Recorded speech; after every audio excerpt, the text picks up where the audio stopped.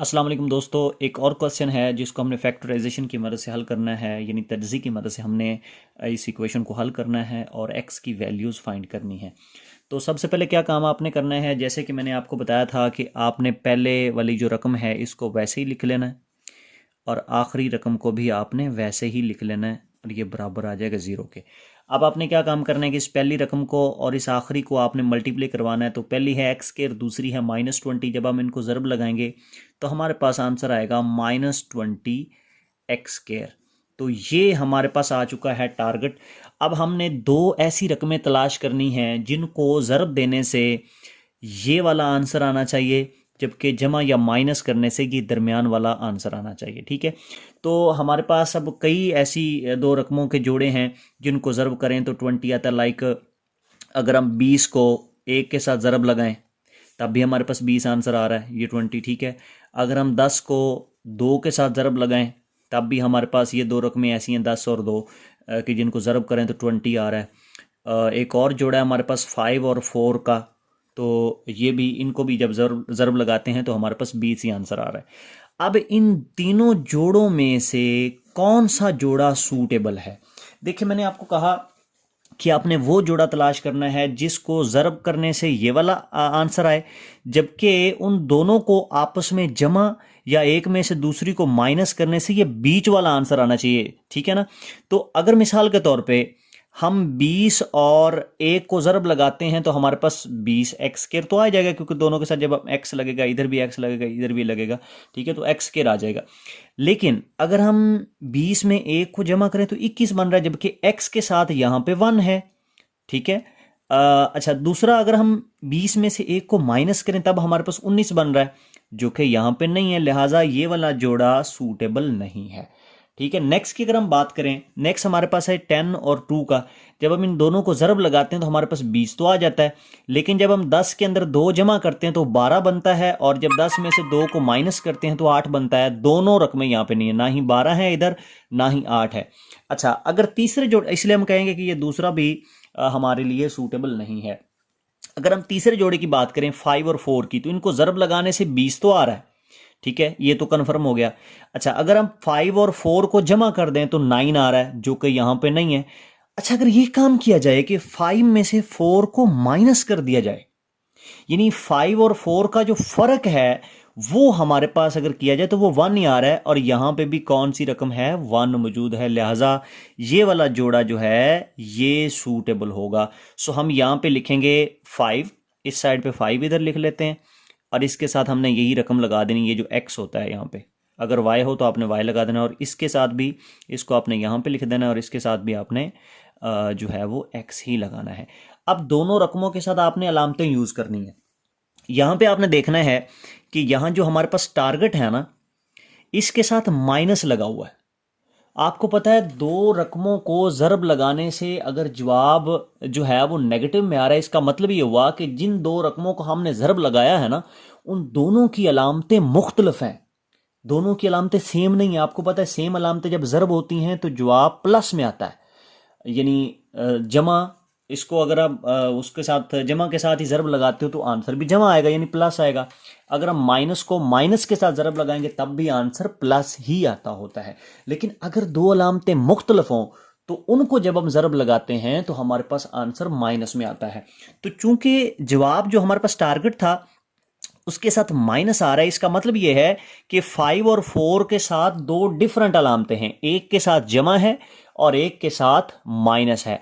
अब आपने ये जमा किसके साथ लगानी है, माइनस किसके साथ लगानी है, ये डिसाइड करेगी ये वाली रकम के साथ लगी हुई ये वाली अलामत। ठीक है, तो ये अलामत आपने हमेशा इन दोनों में से बड़ी रकम के साथ लगानी होती है, यानी जो अलामत यहां पे होती है वही अलामत आपने इन दोनों में से बड़ी रकम के साथ लगानी है। ये उस सिचुएशन में होगा जब यहां आपके पास फाइनल रिजल्ट जो फाइनल रिजल्ट मैंने बोल दिया, ये जो आपके पास टारगेट होता है ना, जब टारगेट के साथ नेगेटिव लगा हो तब यहां पे इसमें मसला बनता है। अगर यहां पे पॉजिटिव है तो फिर तो कोई इशू नहीं है, फिर तो दोनों के साथ सेम अलामतें होती हैं, वो प्लस की भी हो सकती हैं, वो माइनस की भी हो सकती हैं, बिल्कुल वही वाली होती हैं जो यहाँ पे अलामत लगी होती है। अगर इधर प्लस है तो दोनों के साथ प्लस आ जाता है, इधर माइनस है दोनों के साथ माइनस आ जाता है, लेकिन उस केस में जब हमारे पास टारगेट पॉजिटिव हो। जबकि इस सिचुएशन में हमारे पास टारगेट नेगेटिव है, लिहाजा इसका मतलब ये हुआ कि इसके साथ और इसके साथ दोनों डिफरेंट अलामतें होंगी। इसके साथ ये जो बड़ी रकम है इसके साथ हमेशा वही अलामत यूज होगी जो यहां इस रकम के साथ है। तो यहां पे क्या है माइनस, लिहाजा हम यहां पे भी क्या लगा देंगे, माइनस लगाएंगे। और आपको पता है कि चूंकि टारगेट में माइनस आ रहा है, इसका मतलब दोनों रकमों की अलामतें डिफरेंट है। अगर ये माइनस है तो डेफिनेटली ये क्या होगी, प्लस होगी। तो ये मेन चीज़ थी फैक्टराइजेशन की, जो कि आपके लिए समझनी ज़रूरी है। बाकी आगे इसको आप पिछले क्वेश्चन की तरह सॉल्व कर सकते हैं। देखा जाए तो इन दोनों में से आप एक्स कॉमन ले लें, तो जब हम एक्स कॉमन लेंगे तो जो चीज़ आप कॉमन लेते हैं वो बेसिकली इन दोनों रकमों के ऊपर डिवाइड होती है। तो यहाँ पे क्या बचेगा, एक्स बचेगा माइनस यहाँ पे 5 बचेगा। ठीक है, यहाँ से अगर हम इन दोनों रकमों में देखें तो 4 कॉमन है, यानी +4। ठीक है, यानी जो अलामत यहाँ पे वो भी आपने साथ में कॉमन लेनी होती है। तो ये 4, और अगर हम 4x को 4 पे डिवाइड करेंगे तो यहाँ पे सिर्फ x बचेगा, और माइनस ये वाला माइनस वैसे ही आ जाएगा क्योंकि हमने कॉमन प्लस लिया है। अगर हम कॉमन माइनस लें तो ये वाली अलामतें जो है ना ये चेंज हो जाती हैं। तो ये प्लस कॉमन आ गया, ये हमारे पास माइनस वैसे, और 4 हमने चूंकि कॉमन लिया, 4 को 20 के ऊपर डिवाइड करेंगे तो हमारे पास यहाँ पे 5 आएगा। आम लफ्जों में याद रख लें कि जिस तरह पहली ब्रैकेट बन रही है वैसे ही आपने दूसरी बनानी होती है। ठीक है, अच्छा अब 2 रकमें हमारे पास बन चुकी हैं, प्लस के इस साइड पे एक रकम है और प्लस के इस साइड पे दूसरी रकम है। इन दोनों रकमों में देखा जाए तो x - 5 जो है ना वो कॉमन है, लिहाजा हम इन दोनों रकमों में से x - 5 जो है वो क्या ले लेते हैं, कॉमन ले लेते हैं। तो बाकी हमारे पास कौन सी रकमें बचेंगी, इसमें से x - 5 तो कॉमन आ गया, बाकी x बच गया, और इस रकम में से x - 5 कॉमन आ गया, बाकी हमारे पास क्या बच गया, 4 बच गया। ठीक है, और ये बराबर है 0 के। अब इन दोनों को, अब दोनों का जो प्रोडक्ट है वो चूंकि 0 के बराबर आ रहा है, इसलिए हम एक दफ़ा इसको भी 0 के बराबर रखेंगे, एक दफ़ा इसको 0 के बराबर रखेंगे। अब यहाँ पे सवाल जनरेट होता है कि सर हमने इन दोनों को अलग अलग 0 क्यों रखना होता है। बेसिकली देखा जाए तो x - 5 और x + 4 आपस में ज़रब हो रहे हैं और जवाब 0 आ रहा है। याद रखें, जब 2 रकमें ज़रब हो रही हों और उनका आंसर 0 आ रहा हो तो 3 सिचुएशंस हो सकती हैं। कौन कौन सी, या तो पहली सिचुएशन ये होगी कि या तो दोनों रकमें सिफर हैं। ठीक है, दोनों रकमें क्या हैं, सिफर है, 0 ज़रब 0, आंसर क्या आएगा, 0 आएगा। या फिर इन दोनों में से कोई एक सिफर होती है, या तो ये 0 होगी, कंडीशन नंबर 2 यानी सिचुएशन नंबर 2, और सिचुएशन नंबर 3 क्या हो सकती है कि ये वाली 0 हो सकती है, ये नॉन 0 होगी। अब हमें नहीं पता कि ये रकम 0 है या ये 0 है, इसलिए हम दोनों को ही 0 कंसीडर कर लेते हैं।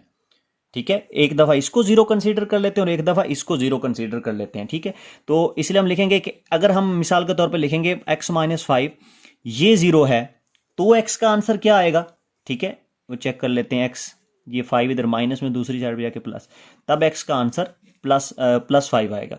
ठीक है, लेकिन अगर हम x + 4 को 0 रखते हैं तब हमारे पास x का आंसर क्या आएगा, -5। सो ये x के दोनों पॉसिबल आंसर्स हैं, एक है जी 5 और एक है -4।